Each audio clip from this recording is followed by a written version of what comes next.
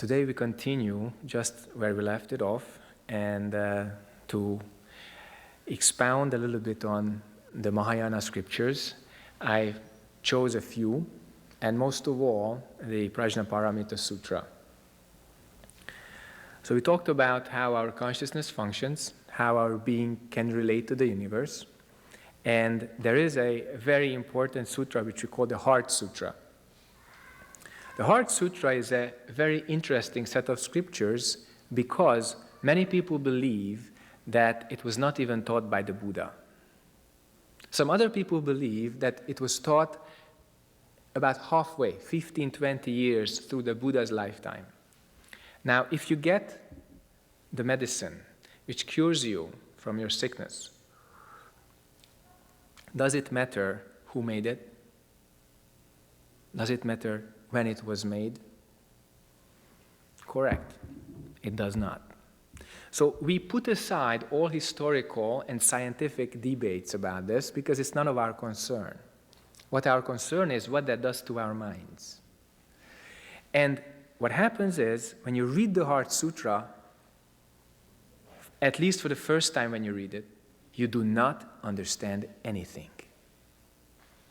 If you read other sutras, the Diamond Sutra, the Lotus Sutra, the Mahaparinibbana Sutra, you might understand a little bit.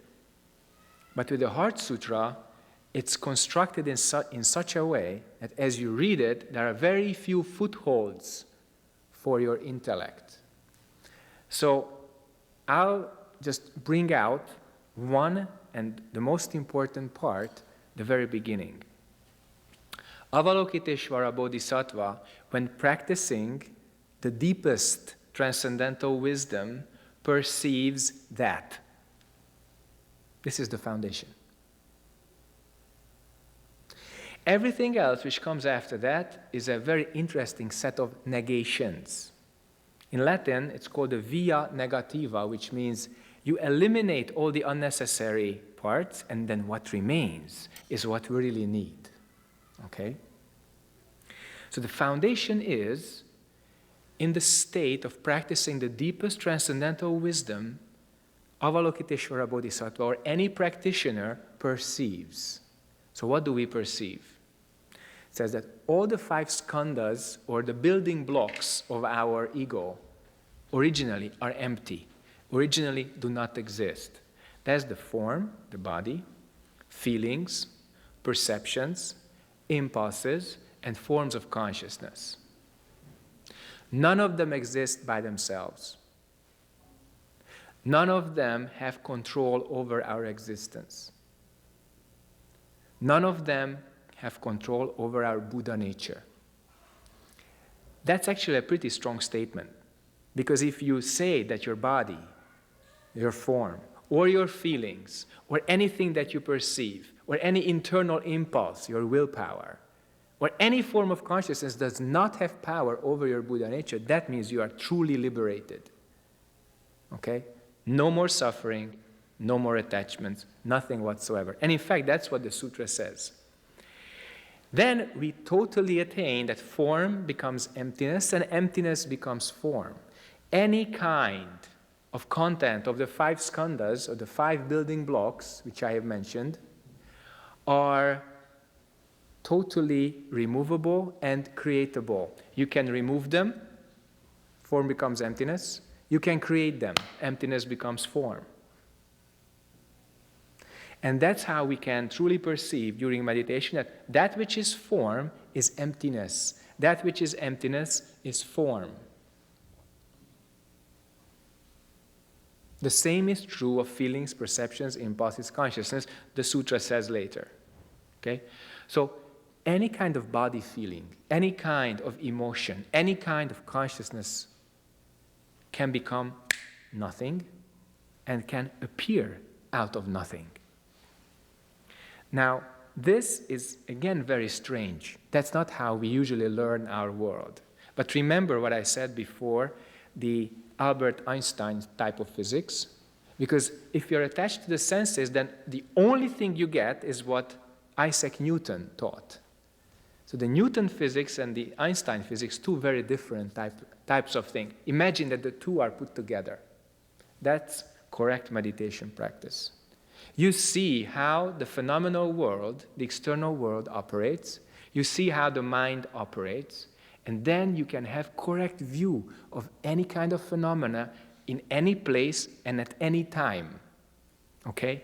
That's why the Dharma is called in Sanskrit Sanatana Dharma, which means universal law. At any time, in any place, in the known universe, for humans, this Dharma works, without exception or without failure. And that depends on your cultivation, how deep you go into that.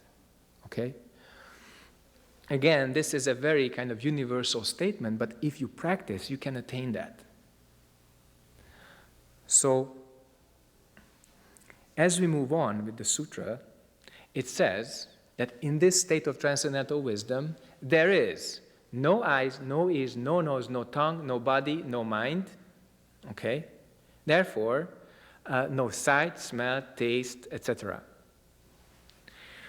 So, in this state of transcendental wisdom, nothing appears and nothing disappears in your mind.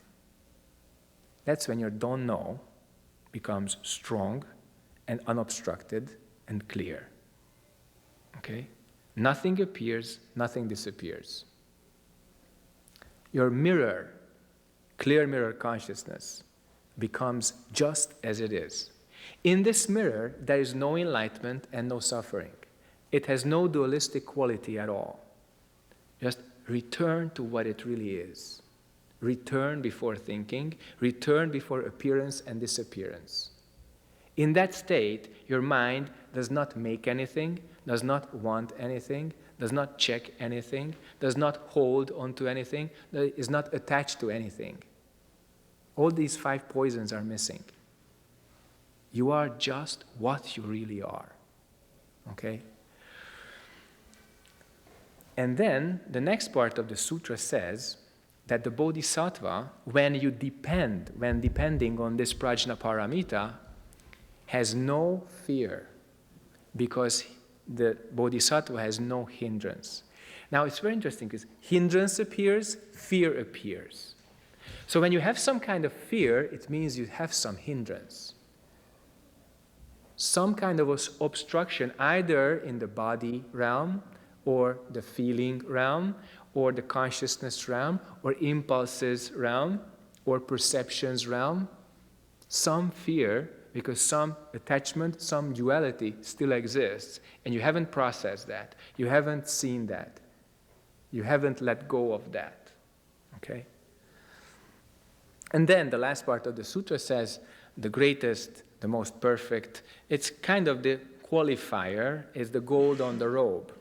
But we don't consider the gold so important, the last part so important. However, there's one interesting statement. This is true, not false. I always wondered, why does that have to be there? I mean, these days, you would really suspect that something's wrong if the person says, well, this is true, not false. So you have to understand the mind of the old, people. They really venerated this sutra. They really respected this kind of teaching. So they used the most transcendental, the most liberating, etc., and then they expressed what they really experienced about this. It's true, not false. And then there's a mantra. The mantra of prajna paramita, or transcendental wisdom, gate, gate, paragate, parasam gate, bodhisvaha. Well, if you look at it, it means go to the other shore, become Buddha. But if you just look at the words, especially if you're from Germany or England or America, so you speak some Indo-European language, you see that gate is gate. In Lithuanian, it's gatve. Okay? In German, it's gasse. Then in English, it's gate. And then it's just a gate. If you go through this gate, you become Buddha. Okay? Para samgate, go through. Para is through. Okay? Go through this gate, the gate itself, samgate. Okay? And bodhisattva, become Buddha. So it's just like, as I mentioned before, the Noble Eightfold Path, which begins with correct. Likewise, this mantra says just go through the gate, go through the gate, go through this very gate, become Buddha. What kind of gate is that? If you heard this child just crying a little bit outside, that gate opened because you had no thinking and you could perceive the sound of the world, the sound which is Avalokiteshvara Bodhisattva is working with, perceiving the sound.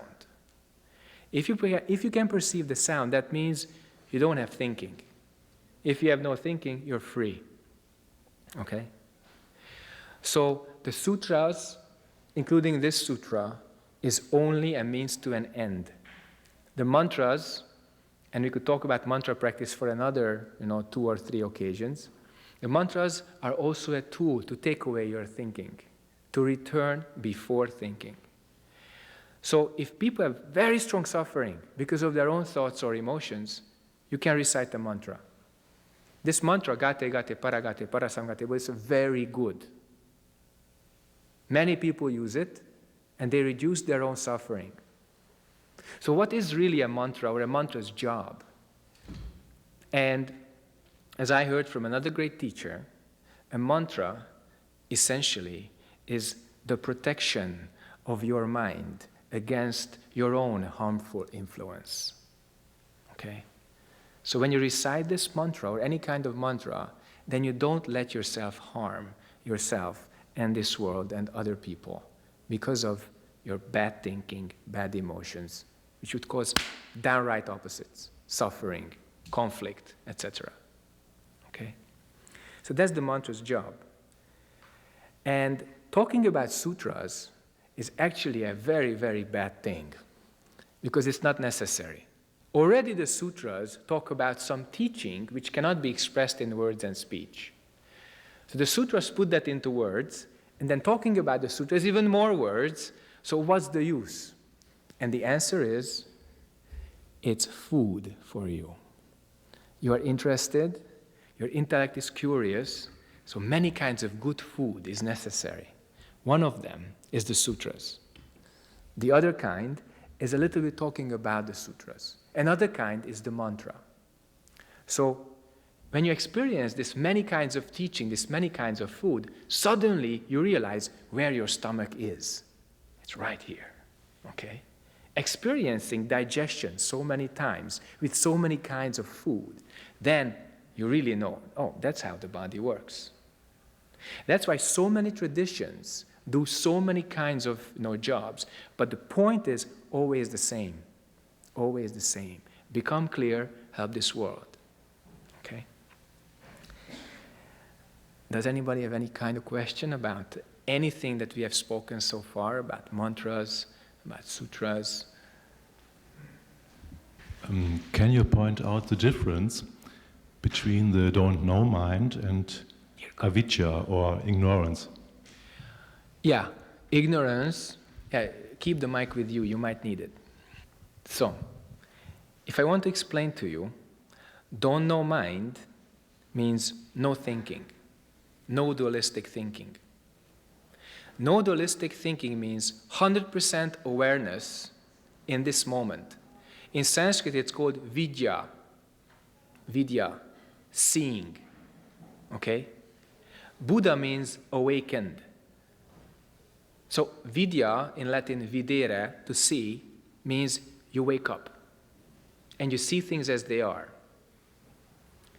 So that's don't know. Next, what you ask is ignorance. Ignorance is, first of all, blindness, avidya, not seeing. And why don't we see?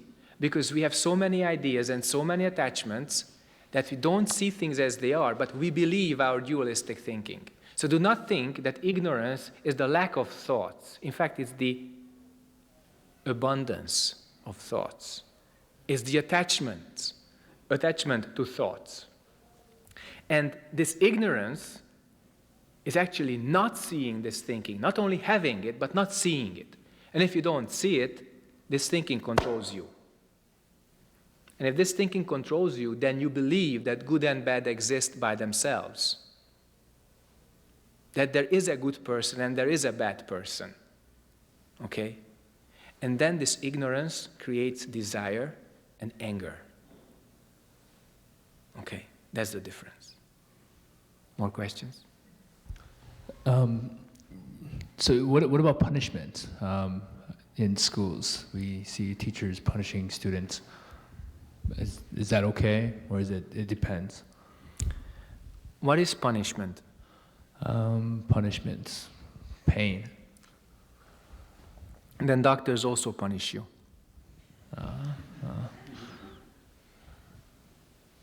I don't know, I guess.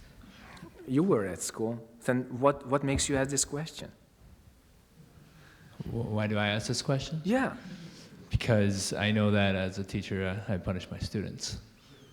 You are a teacher? Yes. And you punish your students? Yes. Why? Why? Well, it's probably my insecurity of lacking with classroom management. Do you teach also psychology? No, I don't have a degree in that yet. Sorry? No, Okay. So, if you let go of the psychological explanation, which is really a burden here, just throw it out. Look at it. Keep it. Why do you punish the student? Why do I punish the student? I know that because of lack of sleep, that I'm not alert. I know that's part of the problem after I've done it, is that I punish the kids because of my own mistakes. So I realize that. And also because they're not listening, or I guess... That's better.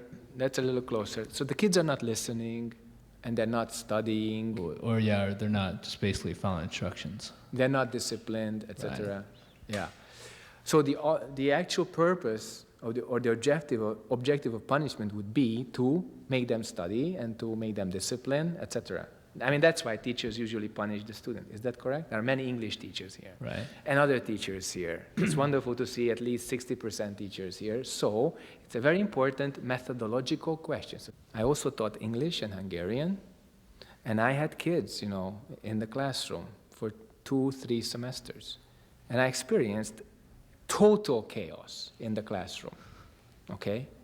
And I used a method which was really, really kind of frowned upon, but they couldn't deny that it worked. I go into the classroom, and the kids are there in total chaos. They just came from gymnastics, and they still didn't finish their boxing game, with each other, and shouting. Then I got the word, just take them out to some play field, and that will be okay. I said, I'm sorry, we have a lesson to give, and I'm not giving up on the curriculum, so we're going to have that lesson. And then I come in, and they say, oh, we know, we are going out, we're going out, we're going. Everybody's shouting. I said, what did you say? More shouting. I said, what did you say? They shout on top of their lungs. And we went like this for about 5-10 minutes. And the kids were shouting on top of their lungs. And from the other classroom, the other teacher came over and said, is everything okay? I says, we're doing great. You can return to your own kids, okay? Then the kids, they finish shouting because one of them says, hey, he can't hear you because you're shouting so hard. So they were toning themselves down, okay? And I said, great, what do you guys want to do? He says, yeah, we heard we would go out, but you also said last time that we would have something interesting to learn. And then what is that? They actually wanted to hear what they would lose. And I said, well, we would talk about English dialogues in certain situations, and we can do it out in the playfield if you like. Okay? So we went out to the playfield, and we had an English lesson together. Okay? That was also very, very interesting. And after this shouting game, I had zero discipline problem. Okay? So usually you want to keep everything in a very, very tight, little tinderbox. And you can call rightfully so insecurity. But this insecurity is conditioned into the teacher. And if the child stands up and walks to the window by himself and herself and opens and looks out, that's already breaking discipline. Say, hey, these guys are human, okay? They have their own little world. So if you can just flexibly incorporate their world into the lesson, then no problem. For instance, what would you do if a kid just stands up and looks out through the window, stays there for a minute, and just returns to his seat in the middle of your explanation? Because they are interested in their own things, and they talk to them, and they talk to each other endlessly. So what happens is, they're not interested in what you have to say. But if I am interested in what they have to say, I can put that into the lesson. And then soon the real thing appears, okay? So when we started speaking English at age 12, if I attached to the curriculum, then we would be bogged down with very, very beginning stuff, which is totally boring for them. And 12-year-olds, they're not stupid. They can get even very complex syntactic structures. So what happened, I listened in before beginning the lesson. And then it's clear they were talking about their own dreams to each other. So we began the lesson just talking about dreams. And they were doing material like intermediate instead of beginner, because they were interested in learning the structures which expresses in English the same thing as they dreamt last night, okay? So I don't mean to be only improvisative and only, follow them. But if you start to be flexible and a little bit incorporate their own world into your own curriculum, you can teach what you want to teach, okay? That's why, do not ever be stiff in the classroom. Do not ever want to punish them, because everybody hates punishment. Punishment is a mistake. Discipline is the right thing, but how you achieve discipline takes a lot of skill, okay? In Buddhism and Zen, which we're going to talk about next, week, what's really fantastic, and I always say it at the beginning of our 90-day retreats, what's fantastic is that everybody came here out of their own free will, stays here out of their own free will, and leave when they want to leave. That's the whole thing. Within that, there's meditation practice. Within that, there's discipline. We use discipline because we undertake discipline by ourselves. It's not imposed. Now, a kid does not understand that, but the kid understands function, and the kid understands relationship. So if you create the right situation, then the right relationship and the right function appears almost immediately. And there's one thing which I cannot, finish our series of Mahayana without, including the methodological discussion of any kind of lesson. If you don't love them, it's not working. You have to. Even if the kid wants to kill you, you love them, okay? It doesn't make you anybody else, just yourself, okay? That's the key. And when they feel that, love is the direct opposite of fear. Okay? When you're afraid, you're tied up inside, totally. So that nobody would harm me, nobody would harm the lesson, nobody would drop their pencil, That's how bad it can be. And when you have this great loving kindness, this great opening, you become a father to all of them for the duration of the lesson. Okay? They feel it, and they love you back. Okay? Even the worst, the most reckless, the most naughtiest, they love you back. Okay? So, that was the end of our Mahayana section. And then, again in 4 brief successions, we will have the Zen bites, the Zen snacks of our teaching. So thank you very much for your attention.